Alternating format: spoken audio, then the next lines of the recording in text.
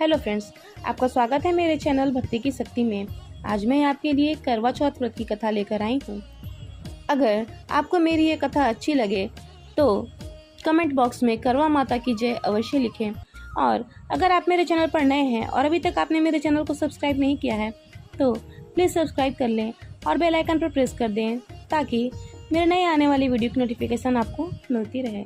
हिंदू पंचांग के अनुसार हर वर्ष में कार्तिक मास के कृष्ण पक्ष की चतुर्थी तिथि को करवा चौथ का पर्व मनाया जाता है। इस दिन सुहागन महिलाएं पति की लंबी आयु और सुखी वैवाहिक जीवन के लिए निर्जला व्रत रखती हैं। करवा चौथ पर भगवान शिव और मां पार्वती की पूजा करने के साथ चंद्रदेव को अर्घ देने के बाद व्रत खोला जाता है। विधि विधान के साथ पूजा करने के साथ करवा चौथ की कथा पढ़ना लाभकारी माना जाता है।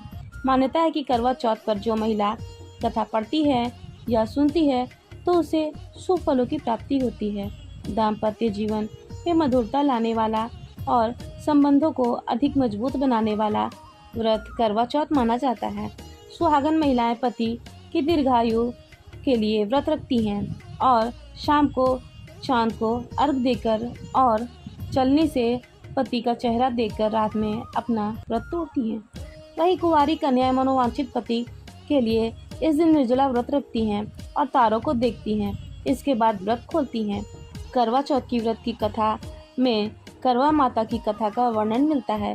करवा माता की कथा का पाठ करने से पति की आयु लंबी होती है और वैवाहिक जीवन में प्रेम और तालमेल बना रहता है। करवा चौथ के व्रत में करवा माता से आशीर्वाद पाने के लिए यह कथा पढ़नी और सुननी चाहिए।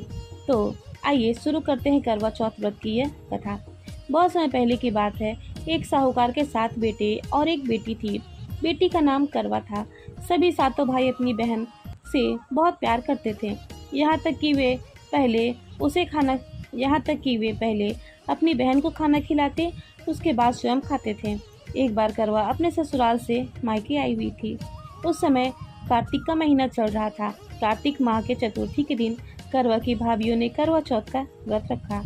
उन्हें देखकर करवा ने भी करवा चौथ का व्रत रखा। शाम को जब भाई अपना व्यवसाय और व्यापार बंद करके घर आए तो देखा कि उनकी बहन बहुत व्याकुल थी।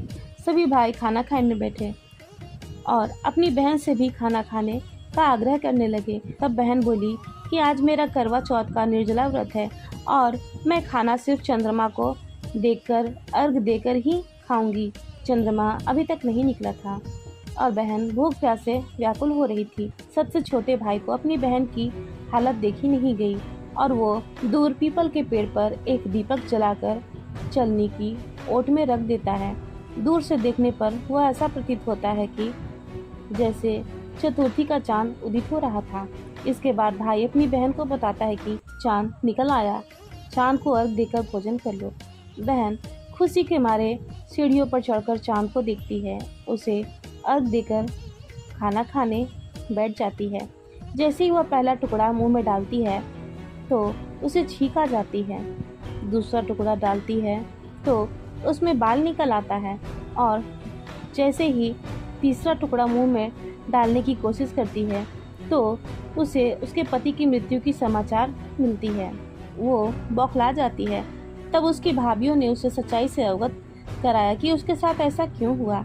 करवा चौथ का व्रत गलत तरीके से टूटने के कारण करवा माता उससे नाराज हो गई और उन्होंने ही ऐसा किया है। सच्चाई जानने के बाद करवा निश्चय करती है कि वह अपने पति का अंतिम संस्कार नहीं होने देगी और अपने सतीत्व से उन्हें पुनः जीवन दिलाकर रहेगी। करवा अपने पति के शव को लेकर जंगल में एक कुटिया बनाकर रहने लगती है। करवा पूरे 1 साल तक अपने पति के शव के पास बैठी रहती है, उसकी देखभाल करती है। उसके ऊपर उगने वाली सुई नुमा घास को वह एकत्रित करती जाती है।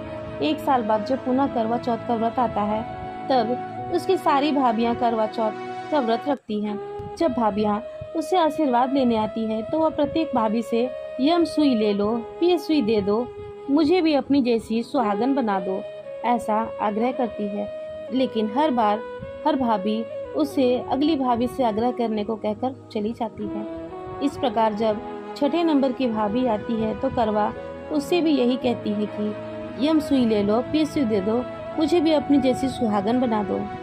तब भाभी उसे बताती है कि चूंकि सबसे छोटे भाई की वजह से उसका व्रत टूटा था, अतः उसकी पत्नी में ही शक्ति है कि वो तुम्हारे पति को जीवित कर सकती है। इसलिए जब वो आए तो तुम उसे पकड़ लेना और जब तक वो तुम्हारे पति को जिंदा ना कर दे उसे नहीं छोड़ना। ऐसा कहकर वह चली जाती है। फिर अंत में जब सबसे छोटी भाभी आती है तो करवा उनसे भी यही बात दोहराती है कि यम सुई ले लो, पी सुई दे दो, मुझे भी अपनी जैसी सुहागन बना दो। तब छोटी भाभी टाल मटोली करने लगती है। तब करवा उन्हें जोर से पकड़ लेती है और अपने पति को जिंदा करने को कहती है। भाभी उससे छूटने के लिए उसे नोचती है, घसीटती है, लेकिन करवा उसे नहीं छोड़ती है। अंत में उसकी तपस्या को देखकर भाभी पिघल जाती है और अपनी छोटी उंगली को चीरकर अमृत उसके पति के मुंह में डाल देती है। करवा का पति तुरंत श्री गणेश कहता हुआ उठ बैठता है। इस प्रकार प्रभु की कृपा से उसकी छोटी भाभी के माध्यम से करवा को अपना सुहाग वापस मिल जाता है। तभी से हर सुहागन महिला करवा चौथ का व्रत पूरे नियम के साथ रखती है। तो हे करवा माता, जैसे आपने अपने इस भक्त की सुहाग की रक्षा की, वैसे ही अपने सही भक्तों पर अपनी कृपा दृष्टि सदा बनाए रखना और उनके सुहाग की रक्षा करना। जय हो करवा माता की। फिलहाल इस वीडियो में इतना ही। अगर आपको मेरी वीडियो अच्छी लगी हो तो मेरे वीडियो को लाइक करें और ज़्यादा से ज़्यादा शेयर करें और मेरे चैनल को सब्सक्राइब करना न भूलें। वीडियो में अंत तक बने रहने के लिए आपका धन्यवाद।